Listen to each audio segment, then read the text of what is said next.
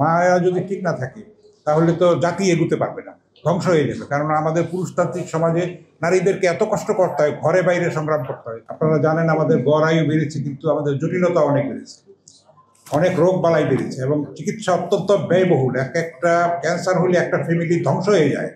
সুতরাং আমরা যদি সময়ের 1/4 অসময়ের 10/4 যদি এটা মেনে আমরা যদি আগে সচেতন থাকি, প্রতিরোধ করতে পারি, তাহলে সবার জন্য মঙ্গল, নিজের জন্য, নিজের জীবনের জন্য, ফ্যামিলির জন্য।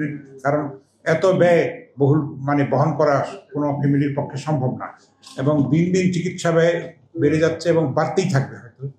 তো আমরা এগুলির ব্যাপারে সচেতনতার জন্য আপনারা যারা এসছেন সবাইকে আমরা কৃতজ্ঞতা জানাচ্ছি। জাতীয় প্রেস ক্লাবের তরফ থেকে আমরা অনেক কৃতজ্ঞতা জানাচ্ছি, তারা আমাদের সঙ্গে সহায়তার হাত বাড়িয়ে দিয়েছেন। ভবিষ্যতে আমরা তাদেরকে পাশে পাবো এবং আমরা তাদের সাফল্য কামনা করব এবং এটা শুধু জাতীয় প্রেস ক্লাব নয়, সারা দেশেই যেন তাদের এই কর্মকাণ্ড এবং তৎপরতা যেন ছড়িয়ে পড়ে। আমাদের নারী স্বাস্থ্য, কারণ মায়ের স্বাস্থ্য ঠিক না থাকলে সন্তানের স্বাস্থ্য কি করে ঠিক থাকে? মায়া যদি ঠিক না থাকে তাহলে তো জাতি এগুতে পারবে না, ধ্বংস হয়ে যাবে। কারণ আমাদের পুরুষতান্ত্রিক সমাজে নারীদেরকে এত কষ্ট করতে হয়, ঘরে বাইরে সংগ্রাম করতে হয়, চাকরি করতে হয়, সন্তান প্রতিপালন করতে হয়, রান্না বান্না করতে হয়, গৃহস্থালি করতে হয়, দেখাশোনা করতে হয়। সেগুলি পুরুষের থেকে কাজটা অনেক অনেক গুণ বেশি, কিন্তু সেটা স্বীকৃতিটা নাই।